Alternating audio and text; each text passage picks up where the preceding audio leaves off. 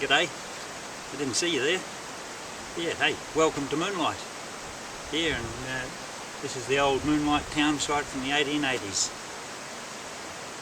Just looking around, I'll bet this half acre could tell a story or two. Indeed, the story of Moonlight is a fascinating story. Maybe you know it, maybe you don't. But if you've got 5 minutes, stick around and I'll tell it to you.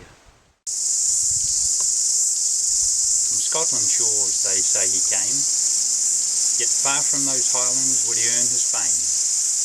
For a life of adventure before him lay, that land of tartan could coerce him not to stay. It was as a lad of 6 years plus 3, when the young George Moonlight put to sea. On herring boats, where life was tough, midst sea and spray and fish and guts, but the lure of foreign lands came stronger, and direction changed to far off California. There coastal trading was the life, till Moonlight the mariner heard of gold, amongst the crags and creeks and rocks of old. There men of dreams would toil and toil, to wash the richness from God's own soil. Australian gold, the word was out. Pack up your swag, came the miner's shout. To Bendigo and Ballarat and other towns were springing up, where shanties that were made of cloth stood stark. And at the sinking of the sun, men would sing and sup. From all the waves a tale came told, a man named Reed had struck the gold. So to Otago lands the drift began, where Moonlight the prospector was to the fore, and diggers came wondering, could he smell the ore? Rewards were out and pay they would to any man who thought he could and was prepared to risk the life, or maybe starve a week or more, or snap a leg and ne'er be found, just to prove some rich new ground. Moonlight's reputation was big, bigger than the rest. To find new ground would be a real test. So west he went along the coast, long damp green valleys, past rugged peaks, and on he rode through weeks and weeks. And strike it rich he surely did. From deep in a gorge of rough-hewn ground came the greatest find for miles around. In the heart of far northwestland, where they named it Moonlight Creek, as diggers rushed in great nuggets to seek. When it came to prospecting, he was the best. Yet to mine the stuff he had no desire, though many a miner could now retire. He'd romanced the thought to settle down, perhaps an hotel in some newborn town. Aye, Moonlight tried his hand at this for sure, though fate had so much more in store. He took a wife, the Fox Hill Belle, the darling young lady whom all wished well. She bore him 2 children, the lass and the lad. So for Moonlight the wanderer, town life seemed not bad. Most said he was brave and kind of heart and honest as the day. Too kind to many, for he shouldered their debt, and as time stole by came this to regret, for the bankers moved in to sell him outright. On Moonlight and business they lowered the boom, and prospecting recalled out where there's more room. Then times were tough and could seem so cruel, when typhoid did strike, his true love was taken, and left the fearless explorer with faith fairly shaken.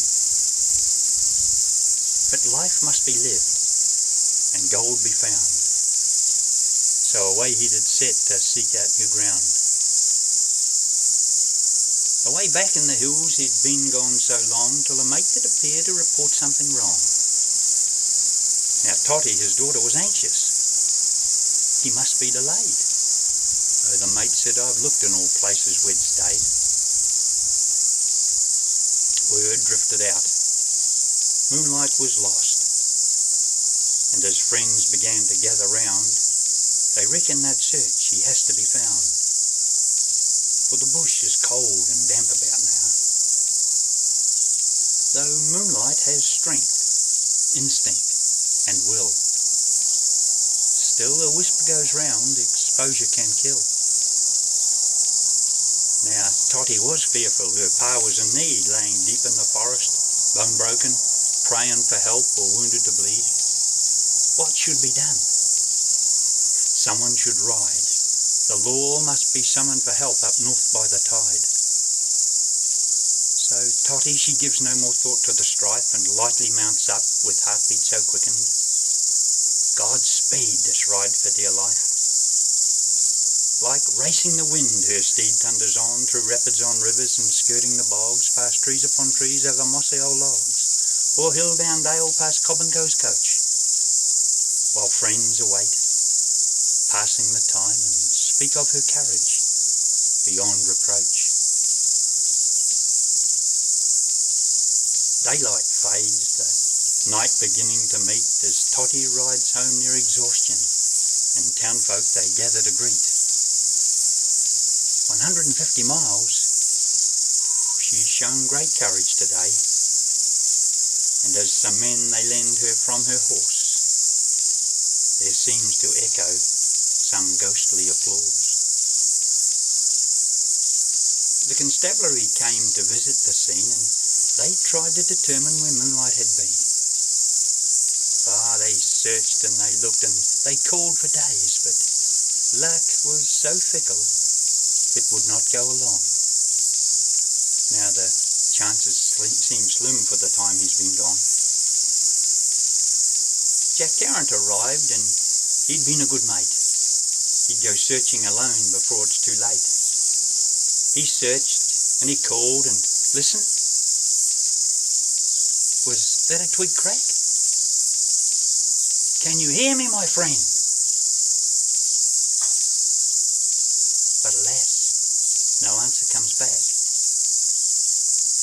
He ponders a while, if only to draw a new breath, then away to the left along a wee creek and up a steep bank to gain flat ground. And there, neath the ferns, a body is found. And folks again, they gathered around to remember the deeds of this great man. His word spread across the breadth of the land that the legend was gone, as if by God's hand. It was from Scotland's shores, they say he came, whereas a lad of 6 years plus 3, the young George Moonlight had put to sea.